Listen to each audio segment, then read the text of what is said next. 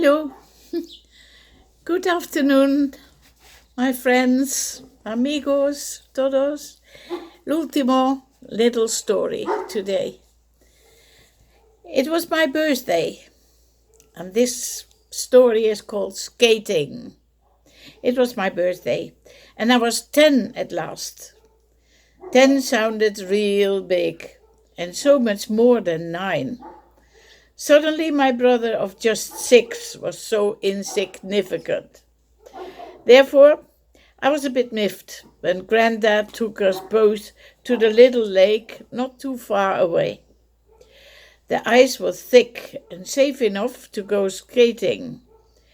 Because those wonderful underbinders were my birthday present, I could not wait to try them on. There were many children already with their parents or grandparents. There was a cook and Zopie, and apparently they had brought a gramophone because the Strauss waltzer blared out over the lake. Now, I interrupt this story a bit to explain two things. Underbinders, those were a kind of skates that I think do not exist anymore. But when I was little, yes, you had to bind them under your shoes with very fast laces to keep them under because they were skipping away if not.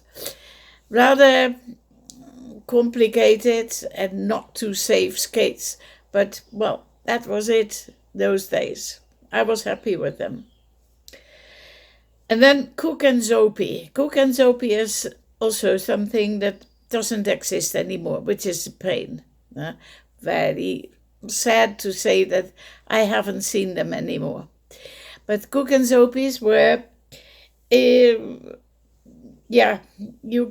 had them on all sides where there were skating areas, artificial ones, lakes, everywhere where there was enough ice to go skating. You had Cook and Zopies. Those were stalls where they sold fresh but also very warm drinks in the winter, quite necessary. A thick pea soup, which is a specialty in Holland. Cookies,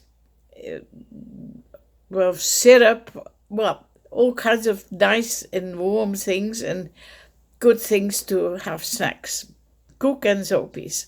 Okay, there was one on this lake.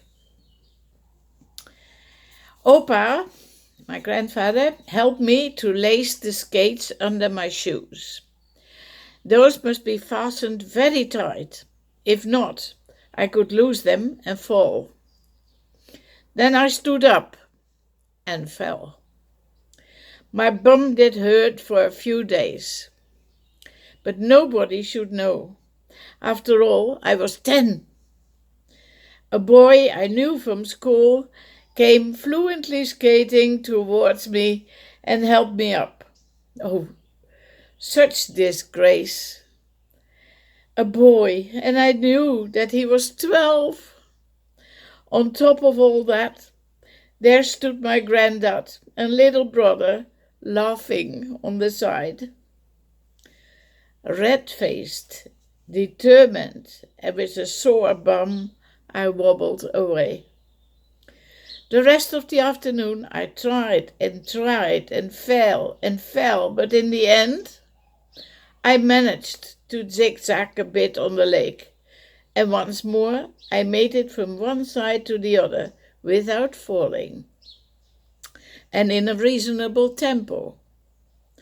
By now I had freezing feet and very cold hands, although Mom had me wear the woolen mittens she knitted. It was good my beloved Opa was there for me. He let me put my hands under his coat and warm them under his armpits. We were treated in the Cook and Zopie to a hot milk with sugar and anise and a large double biscuit with a lovely filling. Suddenly the 12-year-old boy stood next to me and said, "Hi, Marion, you did quite well. I saw you." I think I burst with pride. I could skate. Okay, this is the last story. But I will treat you now to a little story that I will tell all like that. An extra. It's not my own memory, but I think it belongs to this series. The place where I was born. The place where I was born was a farmhouse. My parents had rented a room there. Was the very first start of the war, the first half year when I was born.